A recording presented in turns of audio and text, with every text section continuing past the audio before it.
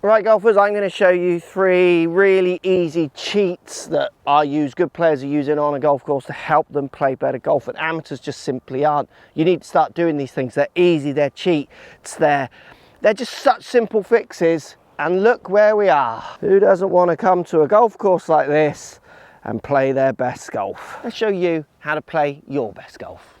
Tee height is such an interesting skill that I just do not see golfers play enough with. I've got a 3-wood in my hands. On this hole you basically cannot go left. You will hit the water pretty much on the beach if you go left. So I need a shot here that won't go left. Now if I've got 2 balls in front of me here, one on a tee, one on a nice bit of turf. So this is set up on a good lie. I've not knocked it up. I could knock it up if I wanted to. This one's on a medium to slightly higher tee.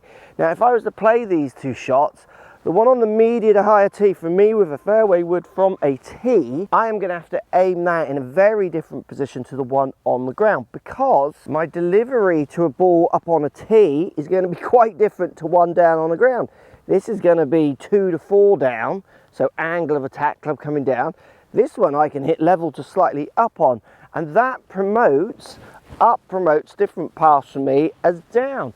It does for you as well, because one of the most common questions I get from amateurs over years of coaching is, why do I always hit my irons different to my driver? Why do I fade my driver and draw my irons, or whatever the patterns are for you? And they're often different between different lofted clubs.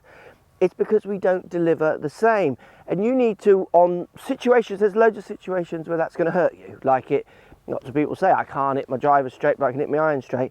But on situations like this, it can actually help you. Think about it. Ball on the tee for me is going to promote more of a downward hit with my fairway wood, and with not much loft, there's a good chance it's actually going to fade. The ball from the tee for me, and you need to find your patterns, has more of a tendency to draw. Now the other point with this tee shot as well is I don't need my full 3-wood distance. I only have to hit this softly, so the ball on the tee here just simply isn't going to work. This is going to make me feel like I can max out speed. I can hit up and out and hard at it. On this situation, it's not the shot. I'm going to play the ball from the ground. Now if you don't feel comfortable with the ground, obviously you could be playing with different heights of tee with your fairway woods. That's just a lovely little gentle cut into the middle. I don't feel like I have to really do anything there apart from just strike that ball, because that lie promotes that shot. Now you can apply this same information to your driver. Your driver, you could try it from different height tees, high tee, lower tee, really low tee. See what shape shots are promoted. Do it with hybrids as well, from the ground, from a medium tee, from a high tee, from a low kit tee. See the different shapes that are promoted. Use the information that you gather from practicing those different tee heights and apply them to situations. The best players in the world are doing this. They're not telling you, they just do it so subconsciously. Amateurs, everyday golfers that I work with all week never do it. It blows my mind. Use the skills, golfers. Putter from off the green. I will be honest with you, this one blows my head off when I play with students. This one, literally, honest, I just cannot get my head around this desire to be a hero around the green, rather than let's start building the desire to have least amount of shots from anywhere. So should you chip it or should you putt it? And I am a great advisor and component of someone who says putt it. If you can putt it, if the question poses itself realistically, so I'm coming up a slope onto green that runs away from me a little bit, plenty of green to work with, and if I chip it up there, it will stop. It's not that I can't stop it. Off a slight upslope here, should I chip or should I putt?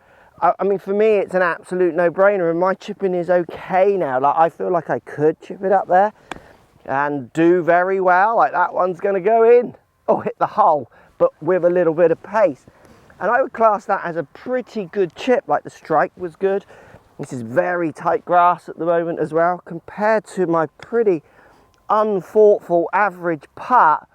Well, to me, it's a no-brainer every time. So I'm going to show you those two, and this one is counterintuitive for lots, but just hear me through. So this is the chip, and this is the putt. So the chip was better than the putt. A few things to bear in mind. The chip did hit the hole, which slowed it down. They'd probably be about the same distance past. The putt had zero practice, and I was speaking as I hit it, like it had zero thought to it. The chip, even though I was still presenting the camera and talking, inside I had swing thoughts, I was really still committing a lot. The other thing as well with the chip compared to the putt in this situation, which leads on to the main point, is the putt. I've had zero practice around these greens putting from off the green.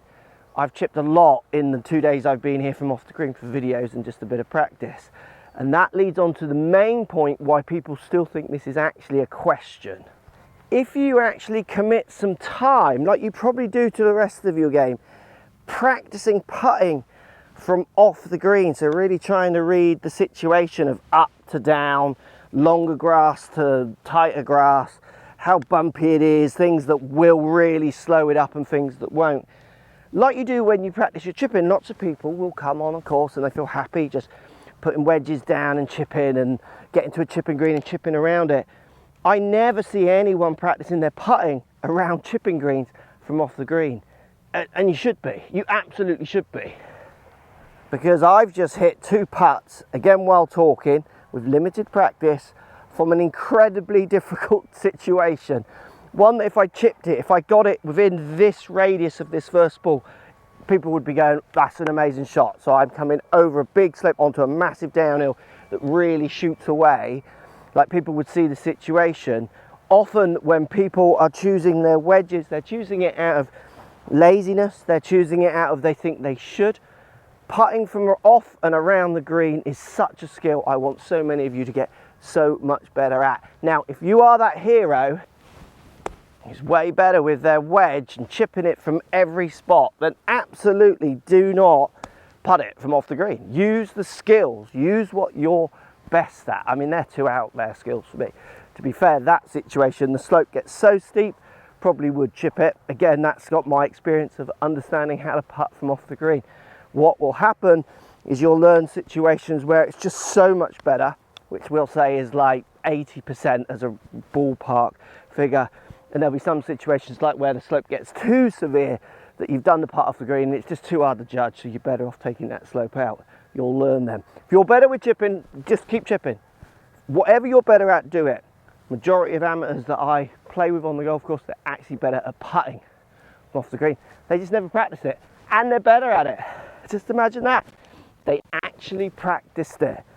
Cool. Get on that putting green or around it and that chipping green and start putting. Just look at the looks you'll get. It's funny, but it'll be worth it when you play. And the last one, if you're all honest with each other, I don't think most of you watching this have this. It's a wedge system. How far do you hit your wedges? And do you have a system for actually finding those distances? One that you've practiced, one that works, and one where you can recall it in different situations when you need it. Having a wedge system, a distance-based wedge system, so knowing how far you hit your wedges, and being able to find those numbers to order, being able to find those distances on recall is so important for you lowering your scores. So many golfers spend hours practicing takeaway, different positions on the range, to neglect working on wedges. And yes, they work on their striker wedges, but you need to be able to get your wedges to a situation where you can almost make the action, hit the shot, barely even if looking up at all, and think, yeah, that goes 20 yards, that goes 35 yards, that goes 40 yards, that goes 70 yards, whatever your gaps are.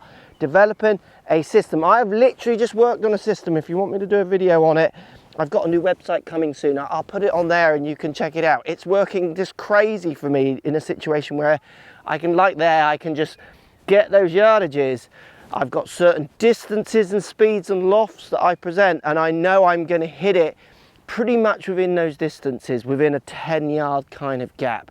Then allowing me to see where the trouble is, short, long, and knowing if I'm going to be the stronger side of my 10-yard or shorter side of it. If you don't know how far certain swings hit different wedges, then you're letting yourself down. Little case study I do with students. I put them in the indoor studio and they come for lessons. I cover up all the distance markers on the launch monitor, turn the screen off. I shout different numbers for them to hit, 32, 28, you know, different distances. And the lesser skilled golfers, if I get scratch golfers up to about 5, they often can find them quite quickly. As the handicaps go up, they are hopeless at having a mental picture of how far they hit their wedges. Get good at this. Your scores, honestly, your scores will be crushing down. Now, if you like the information in this video, you want to learn how to hit your wedges a little bit better, this video is going to help you get the strike honed in so those distance also get that little bit tighter.